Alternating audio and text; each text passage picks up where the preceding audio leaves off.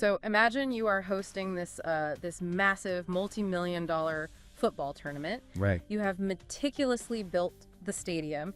You've printed out 53.8 million tickets, and you've invited 42 different teams to compete. Right, a huge logistical undertaking. Exactly.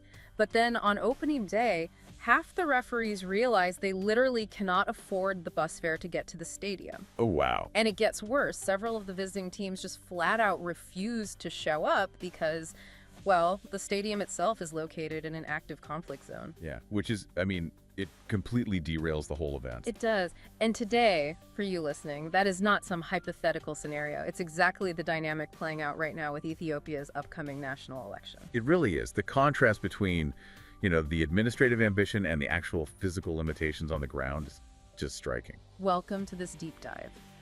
As journalists working at Addis, which is Ethiopia's largest English weekly newspaper, we spend our days analyzing the shifting currents of this country. Yeah, and in this deep dive, we are featuring content and stories pulled directly from the newspaper's latest weekly edition. Our mission here is to connect the dots across this massive stack of stories to give you a comprehensive picture of where Ethiopia stands right now. And whether you're looking at the ballot box, the boardroom, the classroom, or the country's borders. All of it, really. Yeah, this week's stories all revolve around one massive theme, which is the profound friction between sweeping on-paper reforms and the deeply complex, messy realities of actually implementing them. Exactly. And I mean, if you've ever had your child's school suddenly alter its fee structure without warning, or if you run a business and have had your shipping halted by a sudden change in foreign port regulations. That happens a lot lately. Right. If you've been through that, you will immediately recognize the universal friction happening in Ethiopia right now. We are seeing institutions struggling to enforce new systems everywhere. So let's start with the ultimate test of national governance, right? The general election set for June 1st, 2026. Yeah, let's unpack the sheer scale of this event first. Okay, because if you look purely at the administrative blueprint provided by the National Election Board of Ethiopia, the NBB, the machinery appears incredibly robust. Like highly functioning on paper. Totally. We're talking about 53.8 million registered voters, over 10,000 candidates, 42 distinct political parties. I read they even arranged for over 250,000 candidate representatives to receive official badges. Yeah. So on paper, it is designed to be this vibrant, massive democratic exercise. But you really have to look past that administrative scale and examine the actual competitive environment, because the physical geography of this election is severely compromised. Right, the conflict zones. Exactly. The NBB acknowledges that voting is formally suspended in 46 different constituencies due to security conditions. 46? That's not a small number. No, it's huge. Yeah. That number includes all 38 constituencies in the Tigray regional state, along with 8 constituencies in the Amhara regional state. Which completely alters the definition of a national mandate, doesn't it? I mean, you cannot have a truly representative national contest if massive, highly populated regions are physically excluded from the process. Structurally excluded because of active or lingering conflict, yeah. And furthermore, the ruling Prosperity Party is running completely unopposed in 65 parliamentary seats. 65 unopposed seats. Yeah, mostly concentrated in Oromia and Amhara. The opposition just seems utterly depleted. Like Iyab Mesfin, the president of Izima, the Ethiopian Citizens for Social Justice Party. Right, a major opposition figure. He has explicitly stated that his party does not expect to win or form a government. Wow. I mean, the competitive energy has largely just evaporated. And you see that reflected in who is actually showing up to monitor the process, too. Oh, the observers. This is a crucial point. It is. Because historically, international observation has been a critical metric for electoral credibility in Ethiopia. But for this 2026 election, international presence is at a historic low. So who is actually... Well, the European Union has deployed 0 observers. Wait, 0? 0. That speaks volumes about how the international community is, calculating the value of observing this specific contest. It really does. The footprint is strictly limited to regional bodies now. So the African Union is deploying 73 short-term observers, led by former Kenyan President Uhuru Kenyatta. Okay, 73. And what about IGA? IGA, the Intergovernmental Authority on Development, is sending just 26 regional experts. That is a tiny footprint for a country this size. Yeah, and domestically, the situation reflects deep financial strain. The Confederation of Ethiopian Trade Unions, CETU, which represents over 1 million workers. A massive domestic watchdog. Right. They had to pull out of observing the election entirely. They simply lacked the funding to deploy their people. Okay, let's unpack this because it's wild. The ruling party is running unopposed in dozens of seats, major regions are excluded, and massive domestic watchdogs like CETU literally cannot afford to participate. It's that referee analogy you used earlier. They just don't have the bus fare. Exactly. Yet, the NEBA has spent vast resources building this digital voter registration platform, a platform that, by the way, only 10.9% of registrants actually used. Barely 10%. Yeah, so my question is, does it feel like the election is becoming purely an administrative exercise rather than a fiercely competitive political one? You know, political analyst Ayas Tesfaye captured this dynamic perfectly for Addis Fortune. What did he say? He actually credited the Electoral Board for its improved logistical preparations and digital initiatives. Like, the NEBA is doing the administrative job well. Right, the paperwork is flawless. Exactly.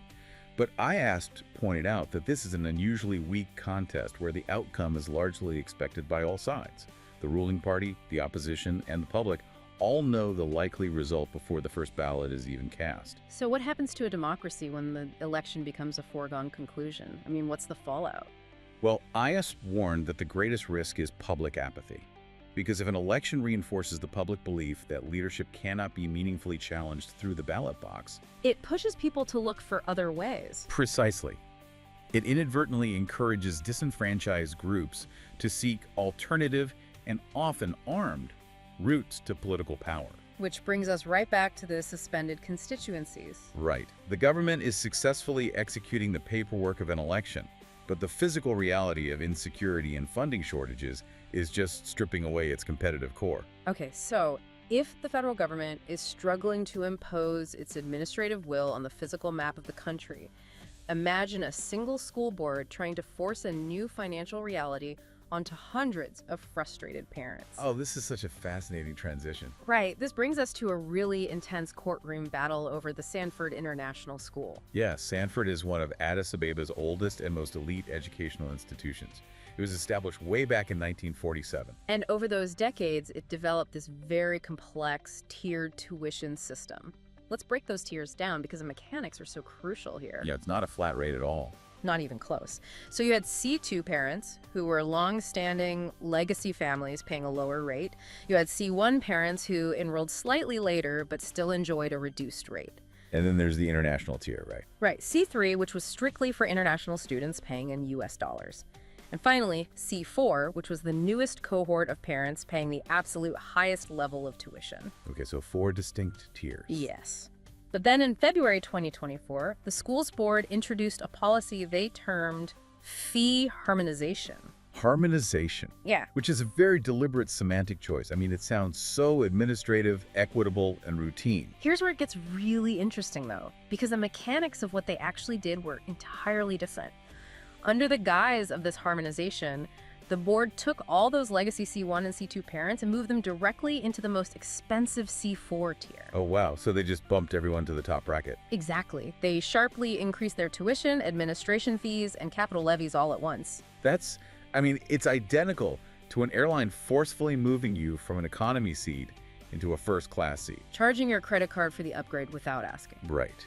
And then claiming they didn't raise your fare, they simply harmonized the ticket prices across the entire plane. It's a brilliant semantic shield, but the parents immediately recognized the financial reality beneath it, so they took the school to court. And the legal argument here hinged on procedural fairness, didn't it? It did, because according to Ministry of Education directives, any actual tuition revision requires prior consultation with the Parent-Teacher Association. The PTA has to be involved. Yeah, and you need a general meeting representing at least 50% of the parents.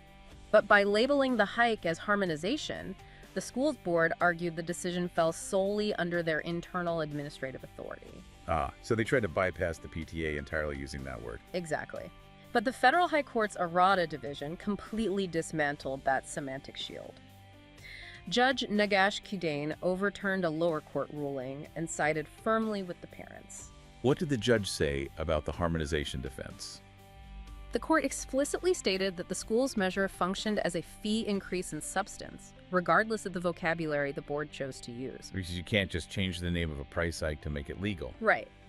The judge noted that genuine harmonization typically involves finding a middle ground, not just shoving every single legacy family into the most expensive possible bracket. So the court ordered a return to the pre-February 2024 rates. That is a massive legal victory for the parents, but, while it's a win, it leaves a massive structural issue totally unresolved. The dollarization issue. Yes, the denomination of tuition in U.S. dollars. Because the parents pay in birr, but the actual invoice is calculated using prevailing exchange rates. Which means if the birr depreciates, their fees skyrocket anyway. Exactly. It offloads all the macroeconomic currency risk directly onto the families. And the court actually declined to rule on this dollarization aspect, stating the lower court hadn't properly examined it. Which leaves these families incredibly vulnerable. I mean, veteran lawyer Daniel Ficadu pointed out to Addis Fortune that parents are entitled to protection under national consumer principles. Yeah, you cannot simply rewrite financial obligations without procedural fairness. You can't. And beyond the courtroom, the reality on the ground is turning highly retaliatory. This is the part that really shocked me. Yeah, parents are alleging that the school is withholding report cards and restricting access to examination materials for the children whose families participated in the lawsuit. That is just awful for the kids. How does the school justify that? Well, the school denies this is retaliatory. They claim they are only withholding documents from families with unpaid balances. Of course. But it just perfectly illustrates our theme for this deep dive.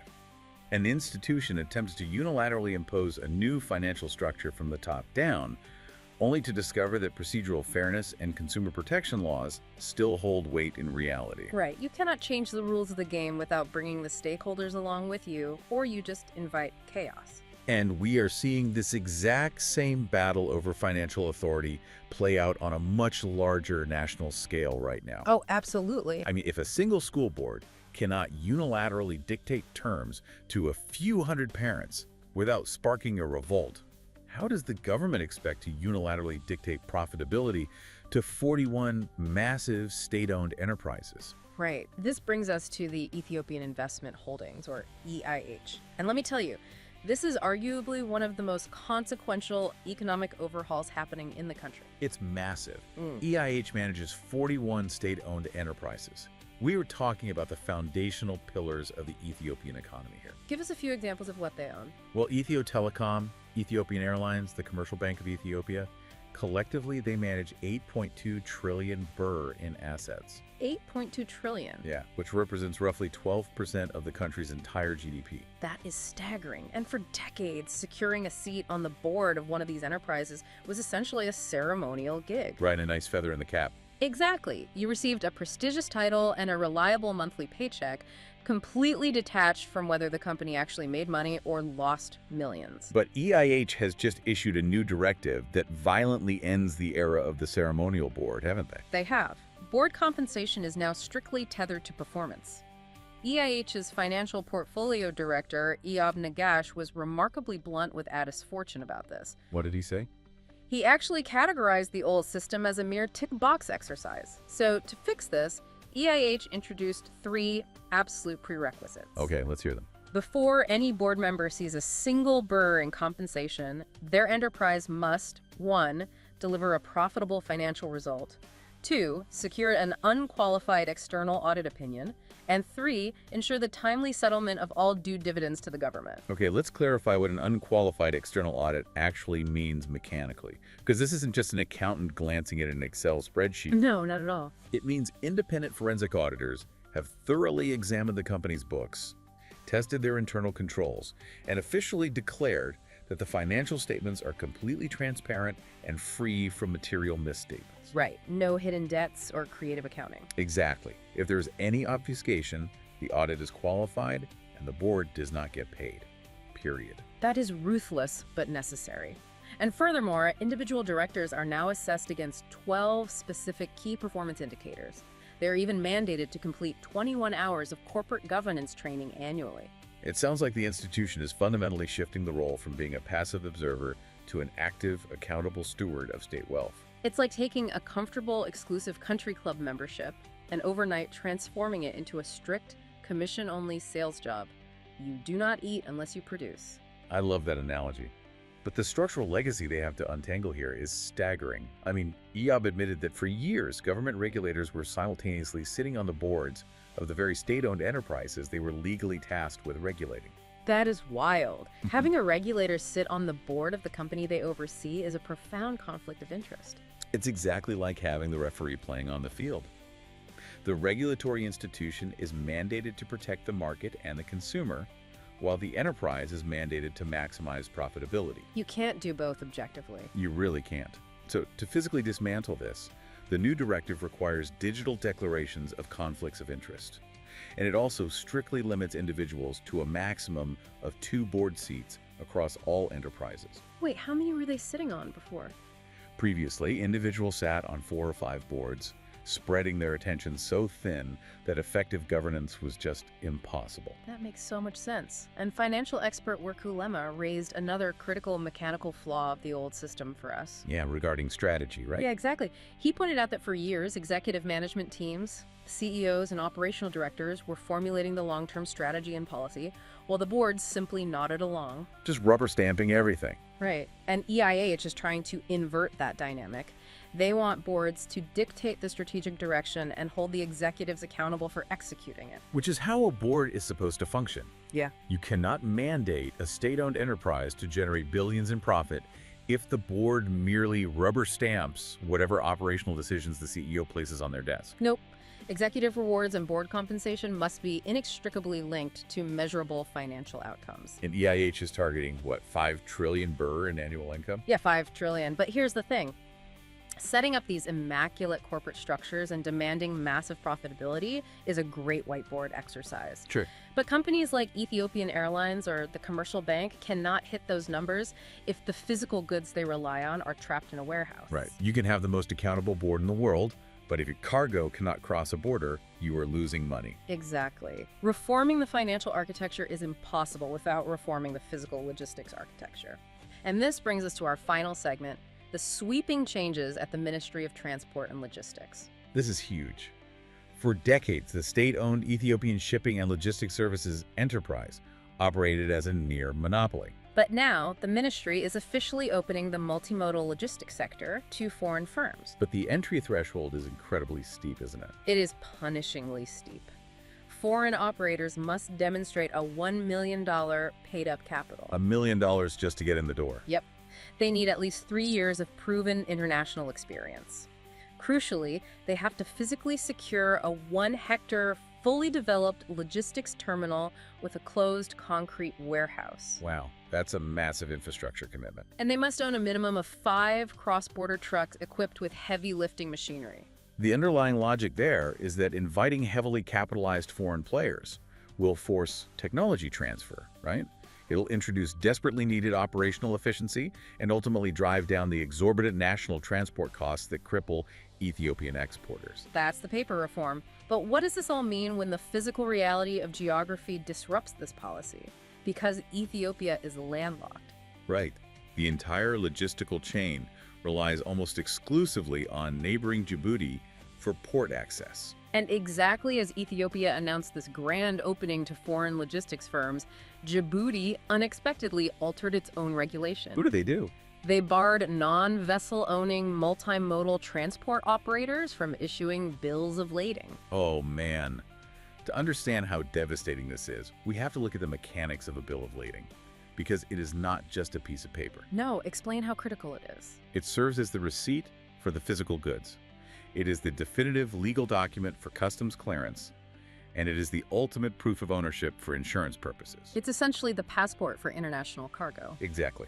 So when Djibouti restricted who could issue these documents without any prior notice, they effectively paralyzed the operations of newly licensed Ethiopian firms. Dawit Wubshet, who is the CEO of Cosmos Multimodal Operation, detailed exactly how this friction destroys domestic business. What's his situation right now? He currently has 350 million birr trapped in capital for 6 months.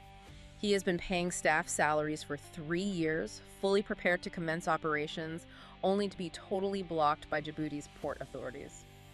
That is heartbreaking. And his frustration is compounded by the fact that the Ethiopian government is now inviting foreign firms into his sector with entry requirements that he argues are structurally lower than his own initial investment burden. You can clearly see the structural tension there. I mean, why should domestic companies tie up massive amounts of local capital to build readiness if regional partners can simply alter port rules and freeze their assets overnight? It feels incredibly unfair. It does. However, veteran logistics expert Gisha Hailu offered a necessary counter-perspective to this. What was his take? He pointed out that many domestic firms simply lack the financial capacity and modern expertise required to actually scale. So if the government implements strict post-entry monitoring, this liberalization could allow struggling local companies to form joint ventures with foreign firms. Ah, so they could utilize foreign capital to finally get their cargo moving? Exactly. Since the government cannot physically pave a new ocean to bypass Djibouti, they are trying to bypass the physical borders using invisible administrative infrastructure. Like the Ethiopian Customs Commission's new rules. Right. They just introduced a legally binding advanced origin ruling system. Okay, break that down for us. What does that actually mean for a business? Essentially, an exporter can secure an official, binding determination of where their goods originated, say, verifying that their coffee or textiles are genuinely Ethiopian before the cargo ever leaves the warehouse. Oh, that's brilliant. That aligns with the African Continental Free Trade Area frameworks, right? Yes. So instead of your truck sitting idle at a border checkpoint for weeks while customs officials manually inspect and argue over tariff exemptions, the verification is completed at the pre-export stage. It mathematically reduces clearance delays. But I think the most fascinating bypass to physical borders is happening with currency, because we often assume tariffs are the biggest barrier to trade in Africa. They're a headache, but maybe not the biggest one. Right. Ado Abdi, the president of the Pulse Exporters Association, highlighted that the real barrier is trust. Buyers constantly default on payments, and because cross-border banking is so fragmented, traders are forced to rely on personal relationships. Which doesn't scale. Exactly. To solve this, the continent has introduced PayPSS, the Pan-African Payment and Settlement System. Mechanically, PayPSS acts like a real-time financial translator. How does it work in practice? So if an Ethiopian exporter sells goods to a buyer in Uganda, they don't have to convert their birr to US dollars, lose a percentage to a Western intermediary bank, and then wait for the buyer to convert Ugandan shillings to dollars. Oh, right. The buyer just pays in Ugandan shillings, PPSS processes the transaction in real time, and the seller receives Ethiopian birr instantly. Instantly. It completely circumvents the US dollar middleman. And to prove its viability, PayPSS successfully exchanged over $120 million in trapped aviation funds in 2025 alone. That's massive. And the Ethiopian birr is actively being integrated into the system right now. It is a brilliant, purely digital solution to the very physical problem of cross-border financial default. It really is. Well, we have covered a tremendous amount of ground today. We started at the highest levels of national politics, examining an election machinery heavily constrained by physical security, lacking international observation, and risking deep public apathy. Right. Then we moved into the micro-level friction of the Sanford School, where a board's attempt to use harmonization as an administrative shield crashed into the legal reality of consumer protection. And from there, we explored EIH's aggressive overhaul, forcing massive state-owned corporate boards to deliver audited profitability or literally lose their paychecks. And finally, we analyzed the logistics sector, where sweeping foreign liberalization and brilliant digital currency tools like PayPSS are slamming into the physical bottlenecks of Djibouti's ports. You know, when you synthesize all of these stories from this week's paper, it really leaves you wondering about the long-term consequences of this systemic friction. What do you mean? Well, if Ethiopia successfully digitizes its currency exchanges through systems like PPSS and streamlines its customs to bypass physical borders, will this inadvertently create a two-tiered economy? Oh, that's an interesting thought. Right. Like one reality for a highly capitalized digital elite who can trade across borders instantly, and an entirely different reality for the local merchant still stuck behind physical roadblocks, regional conflicts, and unpaved infrastructure. Wow. That is the crucial tension to watch as these reforms take root. It's something you definitely need to keep your eye on. Keep questioning the rules, keep watching how they play out in reality. And on behalf of Addis Fortune, thank you for joining us for this deep dive. Thanks for listening. We will catch you next time. Goodbye.